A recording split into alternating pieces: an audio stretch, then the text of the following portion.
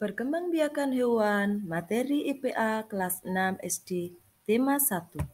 Assalamualaikum warahmatullahi wabarakatuh. Halo anak-anak hebat, apa kabar kalian hari ini? Semoga dalam keadaan sehat dan semangat belajar walaupun kita belajar dari rumah. Pada video pembelajaran kali ini, kita akan belajar tentang materi ilmu pengetahuan alam, materi di kelas 6 semester 1. Sudah siap ya? Assalamualaikum. Tujuan pembelajaran pada video kali ini adalah mengetahui tujuan perkembangbiakan hewan, menyebutkan cara perkembangbiakan hewan secara vegetatif dan contoh hewannya, serta menyebutkan cara perkembangbiakan hewan secara generatif dan contoh hewannya. Silakan anak-anak perhatikan gambar berikut ini. Pada pertemuan selanjutnya, kita akan belajar mengenai perkembangbiakan hewan. Pertemuan kemarin kita belajar tentang perkembangbiakan tumbuhan. Nah, sekarang untuk hewan pun mereka melakukan perkembangbiakan. Perhatikan gambar-gambar tersebut, bagaimana mereka berkembang biak, apa tujuan mereka berkembang biak. Ya, betul sekali. Mereka berkembang biak secara vegetatif dan generatif. Tujuannya adalah untuk melestarikan jenisnya agar tidak punah. Selanjutnya, untuk pembahasan video kali ini adalah perkembangbiakan hewan dibagi menjadi dua, yaitu secara vegetatif dan secara generatif. Secara vegetatif artinya tanpa melalui proses perkawinan. Sedangkan secara generatif artinya dengan proses perkawinan. Perkembangbiakan secara vegetatif terbagi menjadi beberapa cara, yaitu tunas, fragmentasi, dan membelah diri. Sedangkan perkembangbiakan secara generatif terbagi menjadi beberapa cara, yaitu ovipar, vivipar, dan ovovivipar. Perkembangbiakan secara vegetatif yang pertama yaitu dengan tunas. Tunas ini terbentuk dari tubuh induk yang menonjol. Tunas ini akan membesar pada induknya. Ketika sudah sampai saatnya, dia akan memisahkan diri dari tubuh induknya dan melepaskan menjadi individu baru. Contoh hewan yang berkembang biak dengan tunas adalah Hydra porifera dan lain sebagainya.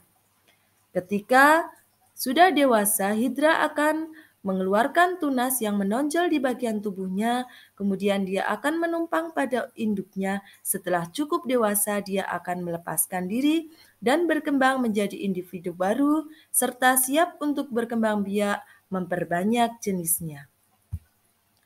Berikutnya yaitu perkembangbiakan secara vegetatif dengan cara fragmentasi, yaitu cara perkembangbiakan yang berasal dari potongan tubuhnya sendiri atau pemutusan bagian tubuhnya. Contohnya adalah dengan fragmentasi antara lain planaria dan cacing pita. Satu bagian tubuh misalkan terpotong menjadi dua, yang satu bagian mendapatkan kepala, yang satu bagian mendapatkan ekor, maka bagian yang kepala akan tumbuh ekornya, yang hanya menjadi ekor akan tumbuh bagian kepalanya, serta lain sebagainya. Bisa diperhatikan pada video berikut. Berikutnya yaitu perkembangbiakan secara vegetatif dengan cara membelah diri, yaitu cara perkembangbiakan hewan dengan jalan membagi tubuhnya menjadi dua bagian yang sama atau lebih secara langsung yang dilakukan oleh hewan bersel satu. Antara lain dilakukan oleh amuba, protozoa, paramecium, dan virus. Hewan bersel satu, bagian tepinya akan melengkung ke atas, kemudian sampai inti sel akan membelah dan siap menjadi individu baru. Sedangkan untuk perkembangbiakan secara generatif terbagi menjadi tiga, yaitu secara ovipar, vivipar, dan ovovivipar. Secara ovovivipar yang pertama adalah dilakukan oleh hewan-hewan yang berkembang biak dengan cara bertelur. Cirinya antara lain tidak memiliki daun telinga, bukan merupakan hewan mamalia, induk tidak menyusui anaknya, tidak memiliki kelenjar susu, induk mengerami telur hingga menetas, serta telur berada di luar tubuh induknya. Contoh dari hewan yang berkembang biak dengan ovipar antara lain berbagai jenis burung, unggas, ikan, dan sebagian reptil. Berikutnya yaitu cara perkembangbiakan secara vivipar, yaitu dilakukan oleh mereka yang berkembang biak dengan cara melahirkan. Pada umumnya adalah hewan yang termasuk mamalia. Memiliki kelenjar susu, memiliki daun telinga, penutup tubuh berupa rambut, merupakan kelompok mamalia, serta dikeluarkan individu barunya dilahirkan dari tubuh induknya. Contoh hewan yang berkembang biak secara vivipar antara lain rusa, sapi, kambing, kelinci, dan lain sebagainya. Yang ketiga yaitu ovovivipar, adalah hewan-hewan yang berkembang biak dengan cara bertelur di dalam tubuh dan menetas di dalam tubuh, kemudian mengeluarkan individu baru dengan cara melahirkan.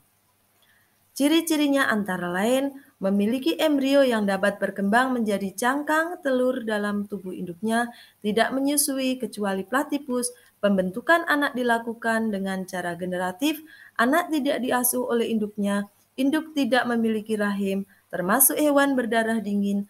Setelah menetas, individu baru akan keluar langsung dari tubuh induknya.